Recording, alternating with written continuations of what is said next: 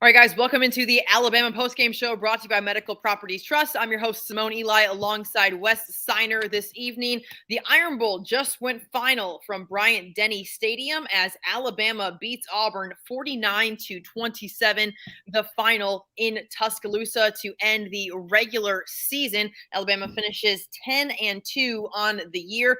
Wes, not a ton to say about this other than just complete domination after a little bit of a slow start defensively. Obviously, Auburn was first to strike when it comes to the Robbie Ashford touchdown run, but after that, it seemed like the offensive, kind of the floodgates opened offensively for Auburn. Yeah, for sure. I mean, it never felt like Auburn really had any answers for Alabama on the defensive side of the ball. I mean, Bryce Young was incredible, especially in that first half. Finishes with 4 total touchdowns, passed for 343 yards. Looking at the stats here, Alabama rolled up over 500 yards of offense. So it really, I mean, this game was never. I mean, it was interesting, I think, in the first half, but never really felt like Auburn was in this game.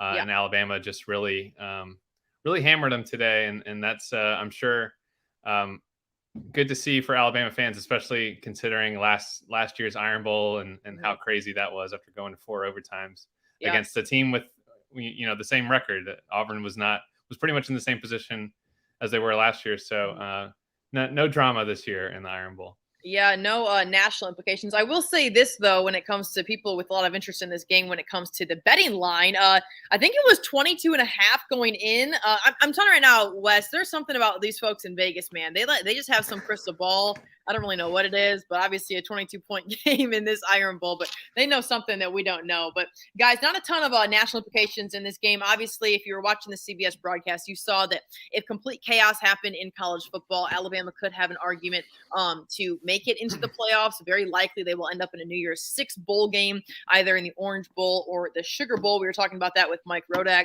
on the pregame show. But you really have to be proud of this overall effort from the Crimson Tide today at home. Not only Bryce Young, but also Jahmyr Gibbs getting back into the mix from injury. He had a nice outing with 17 carries for 76 yards and a touchdown.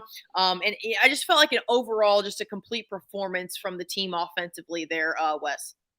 Yeah, for sure. And, I know there was a lot of talk about like, well, is Alabama motivated in this game? Obviously they're not really in position like they usually are at this point in the season in terms of getting to the playoffs. Still, I guess, a small possibility, but in all likelihood, they're not going to be a playoff team. So it was interesting to see how, this team was going to respond. Obviously, they've already had some struggles this season, but really a good way to close out the season. At home, possibly the last home game for Bryce, or the last game in Tuscaloosa for Bryce Young and Will Anderson, assuming that they enter the NFL draft in the spring. So, I think just a really overall well-balanced performance from Alabama tonight. And I can imagine that Nick Saban's probably pretty happy with the performance, despite the injury that he appeared to have. Did you see? Okay, let's talk about that for a minute. Okay, I'll say this. I mean, I was getting ready for my broadcast I do, on TV as well. So I every now and then I'm glancing up, and especially on like this blowout game. But I look up, and 1 minute Saban's fine. The next minute he looks like he got punched in the face. Did I miss what happened? Did I miss something? I believe that they said it was a shoulder pad. I think one of the players maybe came up to him and was there video? There was not video of this. I didn't see video of it, but that's what I heard, that it was maybe a shoulder pad or something that kind of got him on the face there. But I know at halftime he kind of looked like he had been in a bar fight or something like that. He did, but it does not shock me that he didn't want any sort of Neosporin or bandage. I mean, if Saban can look like he is in the thick of it with his guys, that's exactly what he's gonna do. He's gonna milk that for what it's worth. Oh yeah, for sure. I got an interesting comment here. I can't wait for playoff expansion. Like, Wes, we were talking about this. This was the year for playoff expansion. Alabama would be a playoff team, and that would be interesting. But you talked about that in the pregame show. Yeah, we were talking about this in the pregame show because the matchup could be with Tennessee, which would be super interesting. But there was a time when Alabama was in the playoff every single year, and Bama fans, Nick Saban, were very anti expansion. But now, as we start to see more parity in college football, especially with NIL and just a lot, talent in the transfer portal, teams just being better overnight almost, I think that this is a perfect time for there to be an expansion because you're going to get kind of that FCS feel. You're going to be able to see a lot more teams compete for a national title, and this will certainly be interesting. Yeah, I think so too. I'm all for the expansion. if they could pull it off, I'd love like a March Madness size bracket for football. Obviously, that's never going to happen, but like That would throw be in really cool. 32 teams or 16 teams and Straight just up. like really get everybody a chance. But yeah, I mean, I mean, I think everybody would love to see an Alabama Tennessee rematch if that were the case, but it doesn't look like obviously that's going to happen this year. But she also has if LSU loses tonight, USC loses, Ohio State is out, no doubt, and then Georgia beats LSU, then Alabama will be in, I believe. Listen, man, we're all ready for some chaos. Anything is possible, right? Anything is possible, y'all. Anything is possible. We will see. Championship Sunday, of course, is next week. If you're just tuned in, it's the Bama Postgame Show brought to you by Medical Properties Trust. Wes, Alabama gets it done 49-27. The final there, you see Jace McClellan. He really had a nice game today, especially early on. He got banged up, but seems to pretty much overcome that pretty quickly. But overall, just a really competitive effort on both sides of the ball from Alabama. Let's talk about the defense. Some of those guys were just super impressive.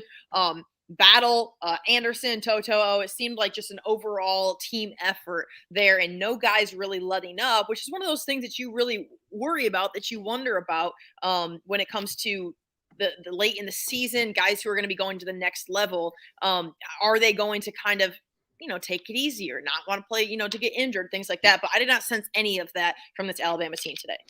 No, on the defensive side of the ball, I mean, pretty good overall, I would say, from effort from the team today. I believe they ended up getting 2 turnovers from Auburn. They did give up 300 rushing yards. I mean, at Auburn, that's probably the one thing that I would say Auburn was able to do was run the ball, whether it was Tank or Jarquez or Robbie Ashford. They were finding a lot of success running the ball under interim head coach Cadillac Williams, former running back, obviously. But it just wasn't enough, for Auburn. They if they had a chance in this game, they really would have had to put the ball in the air a little bit more. Yeah. Robbie did make some good throws. He had a really good touchdown pass. The second touchdown, I think, that he had scored to Javarius Johnson. But ultimately, I mean, you look at the stats here: 4 for 14 on third down. Auburn was 4 for 14 on third down. 11 completed passes through the air. They're only averaging 3.3 yards per pass. So outside of the success on the ground, I don't really think there's much else that you can point to that Auburn was doing.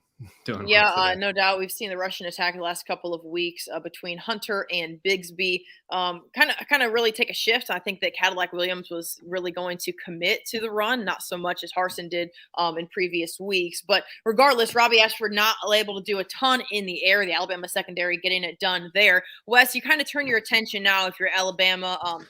This is a bizarre thing. It's a bizarre week. They're not going to be in Atlanta playing for an SEC crown. The playoff is I'm not gonna say out of reach, but out of reach more or less.